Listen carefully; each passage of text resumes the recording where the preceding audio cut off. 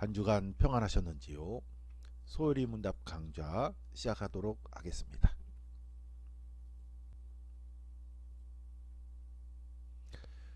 현재 우리는 기독론을 공부하고 있습니다. 소요리 문답 21번부터 28번 항목이 기독론의 내용을 담고 있습니다. 그래서 우리는 현재 기독론을 공부하고 있습니다. 소요리 문답에서 담고 있는 기독론 주제가 여러 가지가 있는데요. 총 8가지로 구분하였습니다. 이 중에서 이번 주에는 세 번째인 성육신에 대해서 함께 공부하도록 하겠습니다. 성육신이라는 주제는 굉장히 중요한 주제이면서 또한 살펴볼 내용이 많이 있습니다. 오늘 공부할 내용이 꽤 많이 있는데요. 신속하게 진행하여서 그러한 내용들을 함께 살펴보는 의미 있는 시간이 될 수 있기를 바랍니다. 먼저 소요리 문답 22번 항목 질문과 대답을 함께 읽어보도록 하겠습니다. 먼저 질문입니다. 그리스도가 하나님의 아들이신데 어떻게 사람이 되셨습니까? 영어 원문을 읽어보겠습니다. How did Christ, being the Son of God, become man? 대답입니다. 하나님의 아들이신 그리스도는 참 육신과 영혼을 취하심으로써 사람이 되셨습니다. 그는 성령의 능력에 의하여 동정녀 마리아의 몸에 잉태되어 그에게서 나셨으나 죄는 없으십니다. Christ, the Son of God, became man by taking to himself a true body and a reasonable soul, being received by the power of the Holy Spirit in the womb of the Virgin Mary and born of her, yet without sin. 네, 영어 원문을 우리말 번역해서 잘 번역했습니다. 네, 그러면 지금부터 성육신이라는 주제에 대해서 깊이 있게 살펴보도록 하겠습니다.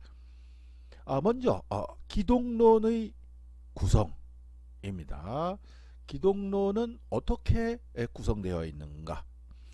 기독론은 그리스도가 누구인가를 기술하는 부분과 그리스도가 하신 일이 무엇인가를 기술하는 부분으로 구성된다 하는 것입니다. 그리스도는 누구인가? 또 그리스도는 무슨 일을 하셨나? 이 두 가지로 구분할 수 있다. 두 가지로 기독론이 구성된다 라고 할 수가 있겠습니다. 이것을 달리 표현하면 다음과 같습니다. 기독론은 그리스도의 인격 페르소나 크리스티에 관한 내용과 그리스도의 사역 오피티오 크리스티에 관한 내용으로 구성된다. 이렇게 서술되어 있습니다. 그리스도가 누군가 하는 것은 페르소나 크리스티에 대한 것이고요. 그리스도가 무엇을 행하셨나 하는 것은 오피티오 크리스티 그리스도의 사역이라고 표현합니다. 그런데 여기서 중요한 것은 그리스도 인격과 사역이 서로 분리되어 있지 않고 결합되어 있다는 점입니다. 예수는 그의 사역으로부터 비로소 무엇으로 되는 분이 아니라 바로 그의 사역 안에 그 자신으로서 있다 하는 것입니다. 그의 사역은 그의 존재를 나타내고 증명한다 하는 것입니다. 인격과 사역으로 구분해서 공부하고 기술하고 정리하는 것은 필요하지만 인격과 사역을 철저하게 분리해서는 안 된다. 결합되어 있다 하는 것이 놓쳐서는 안 되는 중요한 점이다 라고 하겠습니다. 자, 그러면 지금부터는 성육신 자체의 의미에 대해서 살펴보도록 하겠습니다. 예수의 탄생은 역사적 사실입니다. 2000년 전이죠. 2000년 전에 역사적으로 한 인간으로 태어나셨습니다. 그의 어머니는 마리아였고요. 아버지는 요셉이었습니다. 또한 성경을 통해서 우리가 알 수 있는 것은 예수께서 나사렛에서 성장하셨다 하는 것을 알 수가 있습니다. 그 외에도 여러 가지 역사적 사실들을 알 수가 있습니다. 예수의 탄생은 어디까지나 역사적인 사실이다 하는 것입니다. 그런데 예수의 탄생은 신약 성서에 있어서 여러 가지 형태로 진술되어 있습니다. 즉 그의 탄생은 하나님께서 그의 아들을 보내셨다. 로마서 8장 3절, 또한 갈라디아 4장 4절이죠.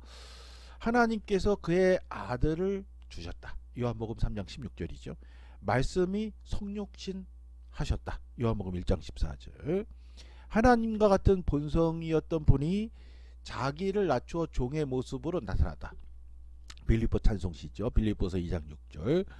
부유하신 분이 가난하게 되었다. 고린도후서 8장 9절. 또 육신으로 나타났다. 디모데전서 3장 16절 등이죠. 등의 형태로 진술되어 있습니다. 이 진술들은 단순히 예수의 탄생을 증언하는 것이 아니라 그의 지상의 삶이 가지는 구원의 의미를 증언하고 있습니다.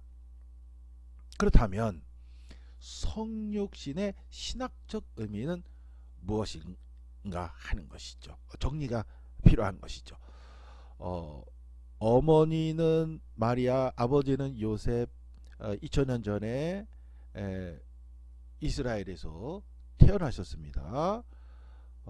나사렛에서 자라셨습니다. 베들레헴에서 태어났고 나사렛에서 자라셨고, 역사적 사실입니다. 2000년 전입니다. 그런데 단순히 한 인간이 태어난 것을 넘어서서 성경의 증언에 따르면 하나님이 보내신 사건입니다. 하나님의 본체시나 하나님과 동등됨을 취할 것으로 여기지 아니하시고 자기를 낮춰 종의 형체로 나타나셨다. 인간으로 나타나셨다. 라는 증언을 성경이 하고 있습니다. 예수의 탄생은 한 인간의 탄생에 국한된 것이 아니라 모든 인간의 구원의 의미를 담고 있다는 것이죠. 따라서 성육신의 신학적 의미를 정리할 필요성이 발생하였습니다. 성육신이 오늘 주제인데요. 성육신이라 함은 될 성자 육신입니다. 간혹 가다가 성육신의 그 성을 거룩할 성자 해서 거룩한 육신이다. 이렇게 또 이해하는 분이 있을 수가 있는데 그건 잘못된 이해입니다. 성육신은 이룰 성자, 육신이 되었다라는 의미입니다. 성육신이라는 단어는 영어 incarnation을 번역한 겁니다. incarnation을 성육신으로 번역한 것인데요. incarnation에서 carn, C-A-R-N, carn은 육체라는 뜻입니다. 육체. 예전에 카니발이라고 있었죠. 카니발. 카니발의 그 carn이 육체라는 의미입니다. 그러니까 발은 축제라는 의미죠. 그래서 카니발을 예전에 사육제라고 번역하기도 했는데요. carn, 육체라는 뜻입니다. 카니발은 그러니까 이제 고기 잘라 먹는 거죠. 고기 먹을 수 있습니다. 그러니까 카니발의 그 유럽에서 유래는 고난 주간을 지내야 되는데요. 40일 동안 이제 금식해야 되는데 특히 이제 고기를 먹을 수가 없습니다. 주일은 또 빼야 되니까 7주가 됩니다. 예수님의 부활은 주일, 그러니까 일요일이죠. 일요일, 주일, 주일이어야 하기 때문에 계산을 하면은 항상 수요일 날, 7주 전 수요일에 돌입을 하면 딱 됩니다. 주일날 또 수요일, 제2 수요일이라고 하지요. 그 사이에 월요일, 화요일이 껴있지 않습니까? 요때 축제를 합니다. 제가 이제 독일에서 이제 7년 공부했었는데요. 7년 동안 살면서 여러 가지 좋은 구경도 했습니다. 특히 제의 수요일 미트워크, 독일어는 수요일을 미트워크라고 하는데 애쉬 제 아셔 미트워크라고 하는데 수요일 제의 수요일 전날하고 전전날, 그러니까 월요일과 화요일 이틀 동안 엄청난 그 축제가 벌어집니다. 퍼레이드. 정말 사람이 이렇게 많았나 싶을 정도로 온 동네 사람들이 나와서 하루 종일 이틀 동안 축제하고요.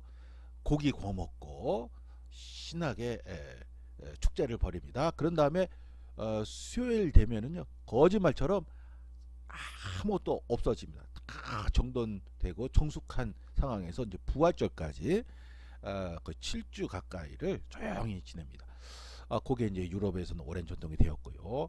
남미 쪽에서는 이제 그 카톨릭이 많이 그 전되지 않습니까? 그래서 그 전통이 왔는데 월요일, 화요일 이 축제가 조금 토속화되어 가지고요. 그 삼바, 월요일, 화요일 이틀 동안 삼바 축제를 하죠. 우리 브라질이라든지 그 뉴스 보도를 통해서 우리가 종종 접하죠. 그 삼바 축제하는 거, 행진하는 거. 그게 이제 제수요일 전날하고 전전날 이틀 동안 하는 기간입니다. 근데 그 기간 동안에 이제 고기를 집중적으로 먹습니다. 한참 동안 고기를 못 먹게 되니까요. 미리 이제 많이 먹어두려고 하는 거죠. 그래서 카니발이라는 것이 이제 고기를 왕창 먹는 그런 날입니다. 월요일과 화요일. 이제 카니발, 그 칸이 그 육체라는 이제 고기 그런 어원이 거기서부터 왔다고 할 수가 있습니다. 바로 그 단어입니다. 이 칸, 육체란 뜻이고요. 근데 인이란 전치사 단어가 있습니다. 그것은 이제 들어갔다, 되었다라는 의미가 있습니다. 그래서 인은 들어갔다, 되었다. 그래서 이루성자, 칸, 육체 이렇게 번역을 한 겁니다. 육체가 된 것입니다. 성육신. 그렇다면 예수의 성육신은 어떠한 신학적 의미가 있는가 하는 것을 지금부터 살펴보도록 하겠습니다. 첫째, 하나님의 아들의 성육신은 한 특수한 시간과 장소와 상황 속에서 하나님의 아들이 역사적인 존재가 되었음을 말한다. 하나님의 아들이 온 우주 만물의 창조자로 요한복음에서는 이제 소개되고 있는데요. 신적인 존재로만 존재하는 것이 아니라 하나의 특수한 시간, 특수한 장소, 특수한 상황 속에서 역사적인 존재가 되었다 하는 것을 말한다는 것입니다.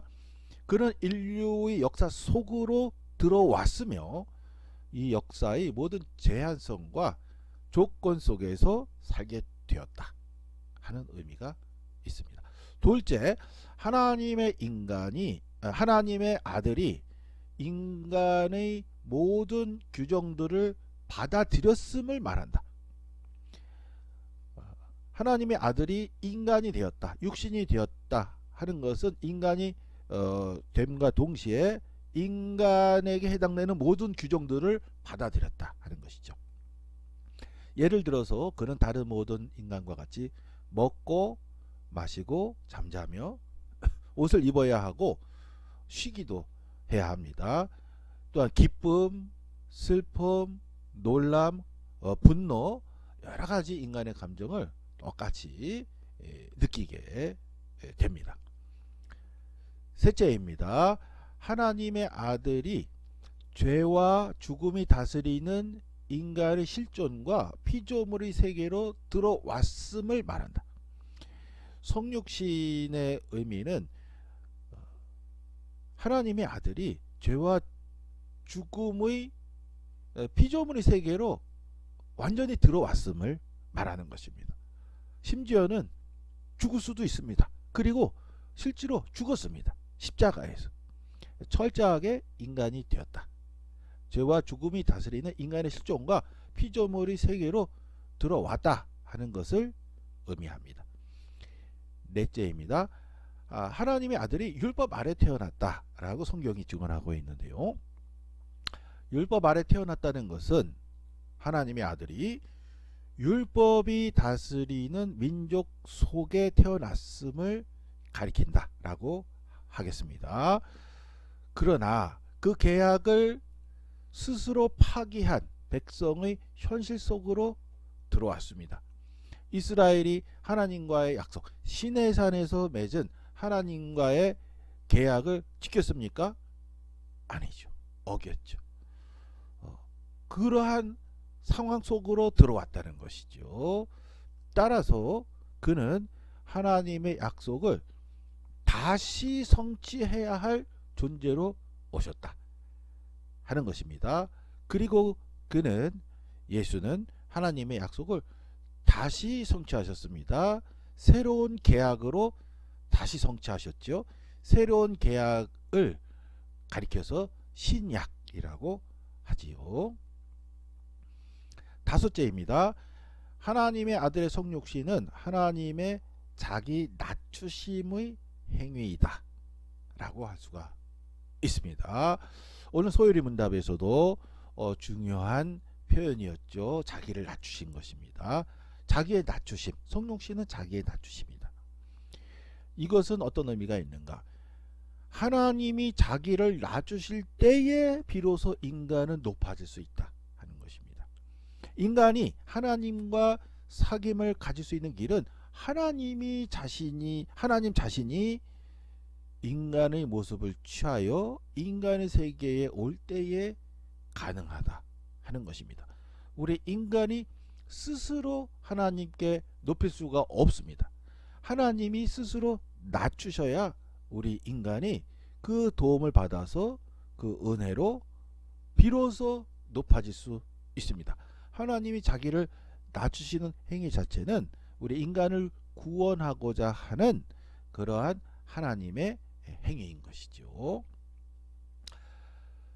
그 다음으로 우리 살펴볼 내용이 있습니다. 성육신과 관련된 내용으로서 또한 중요한 주제라고 할 수 있는 내용도 우리 함께 살펴보도록 하겠습니다. 동정녀 탄생의 의미입니다. 성육신 되었다 하는 것, 육체로 태어나셨다, 육체가 되셨다 하는 것과 그런데 그것이 동정녀 탄생을 통하여 이루어졌다 하는 것이 함께 연결되어 있으므로 동정녀 탄생이 또 중요한 의미가 있다고 하겠습니다. 동정녀 탄생의 의미에 대해서도 정리하도록 하겠습니다. 우리 사도신경에 따르면 그는 성령으로 잉태되어 동정녀 마리아에게서 나시고 라고 고백을 하지요. 동정녀 마리아에게서 나시고의 의미, 우리 신앙 고백의 그 의미를 신학적으로 들여다보는, 좀 자세하게 살펴보는 시간이 되겠습니다. 동정녀 마리아에게서 나시고라는 신앙 고백은 어떠한 의미가 있는가?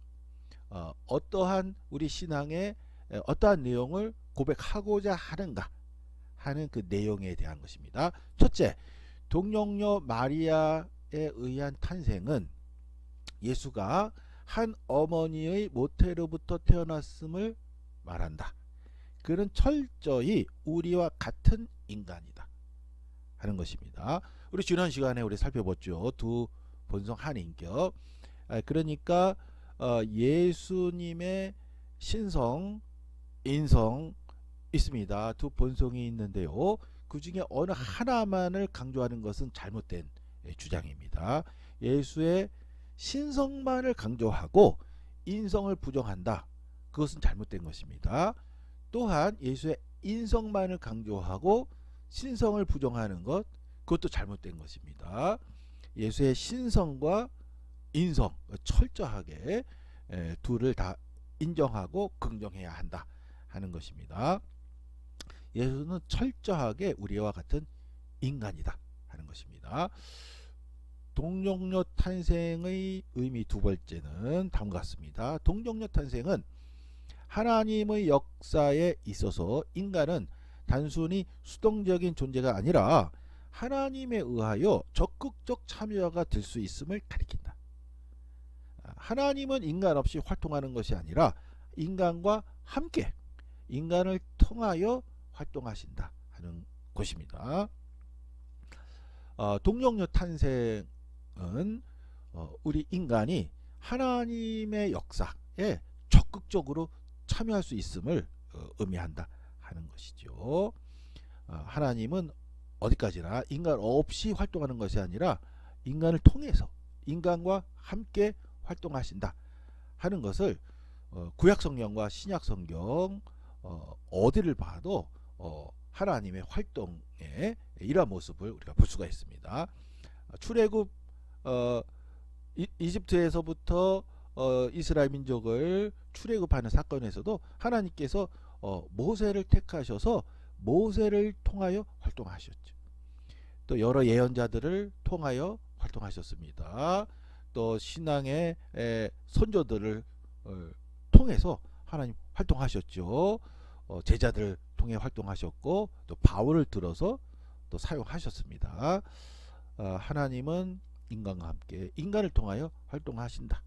따라서 우리 인간은 하나님의 역사에 있어서 단순히 수동적인 존재가 아니라 하나님의 역사에 적극적 참여자가 될 수가 있다 하는 점을 드러낸다라고 하겠습니다.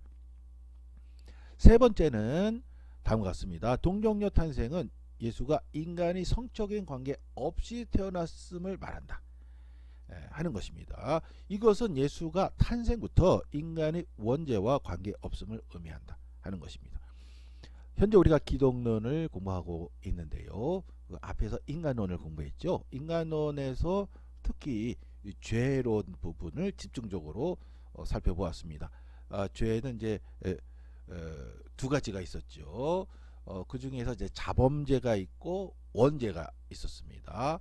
그 원죄는 이제 이 아담으로부터 비롯된 것이죠. 아담의 불순종 행위는 곧 모든 인간의 아담 안에서 자기 자신을 발견한다.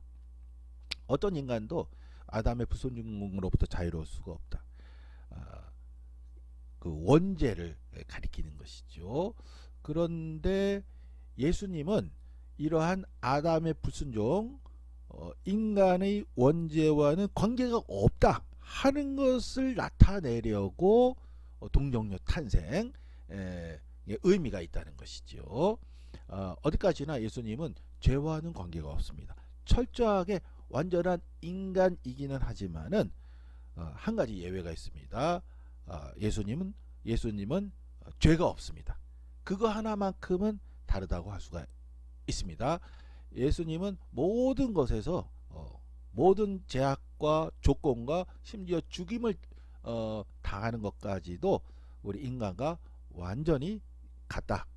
그러나 죄가 없다 하나만큼은 우리 인간과 다르다고 할 수가 있습니다. 예수님은 죄가 없다, 인간의 원죄와는 상관이 없다 하는 것을 동정녀 탄생의 의미가 가리키고 있습니다. 마지막으로 살펴볼 주제는 성령에 의한 수태의 의미입니다. 우리가 사도신경을 통해서 고백하는 바에 따르면 성령으로 잉태되어 라고 우리가 고백을 하지요. 성령으로 잉태되어 동정녀 마리아에게서 나시고, 동정녀 마리아에게서 나시고의 신학적 의미는 아주 간략하게나마 살펴보았고요. 그 다음으로 우리가 살펴볼 것은 그 앞 항목입니다만은 성령으로 잉태되어의 표현에 관한 내용입니다. 성령으로 잉태되어라는 신앙 고백은 어떠한 내용을 고백하고자 하는가 하는 것을 조명하도록 하겠습니다. 성령에 의한 수태는 첫 번째, 예수의 성육신의 원천이 하나님에게 있음을 가리킨다. 성육신의 원천은 한 여인 마리아에게 있지 않고 성령에게 있다 하는 것입니다. 성령으로 잉태되어, 잉태된 근원이 성령입니다. 마리아가 아닙니다. 마리아라고 하면 안 됩니다. 성령에게 있는 거죠. 성령으로 잉태돼요. 성육신의 원천은 어디까지나 하나님에게 있다 하는 것을 가리킨다 라고 하겠습니다. 둘째, 성령에 의한 수태는 성육신이 하나님의 자유와 은혜와 사랑으로부터 일어난 사건임을 가리킨다 하는 것입니다. 우리 인간은 하나님에게 성육신을 요청하거나 강요할 수 없습니다.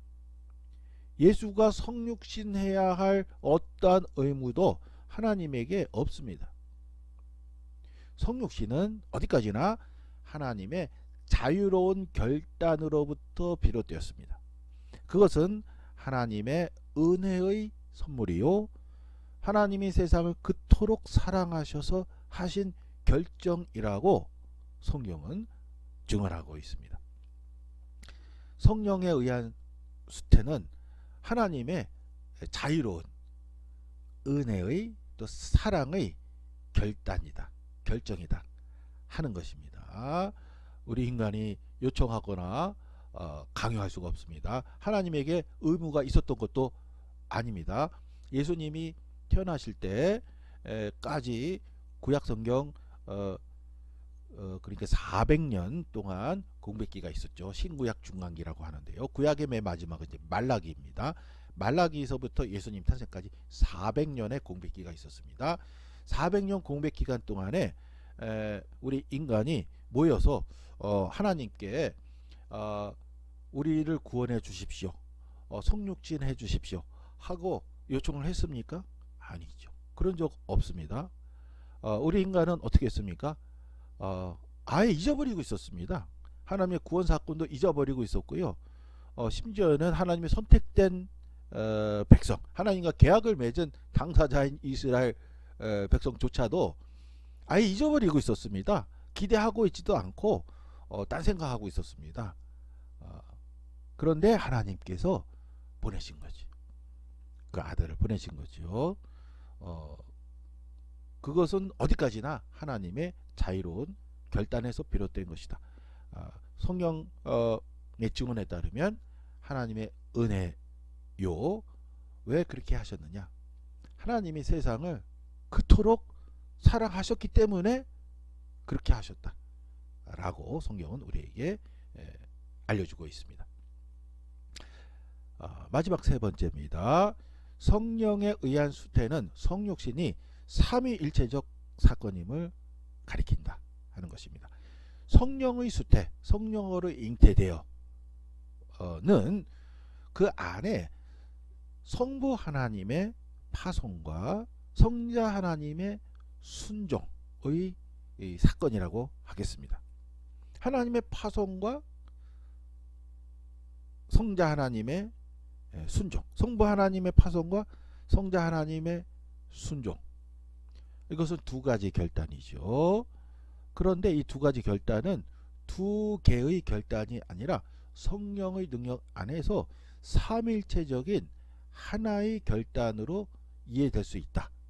그것을 성령으로 잉태되어가 나타내주고 있다 하는 것입니다. 성령으로 잉태되어 그 안에는 하나님의 파송과 성부 하나님의 파송과 성자 하나님의 순종의 의미를 담고 있다 라고 할 수가 있겠습니다. 네, 이렇게 해서 오늘 주제인 성육신에 대해서 함께 공부했습니다. 우리가 예수 그리스도에 대해서 보다 깊이 있고 더 정확하게 이해하는 데 도움이 되는 의미 있는 시간이 되었기를 바랍니다. 오늘 내용은 여기까지 진행하겠습니다. 수고 많으셨습니다.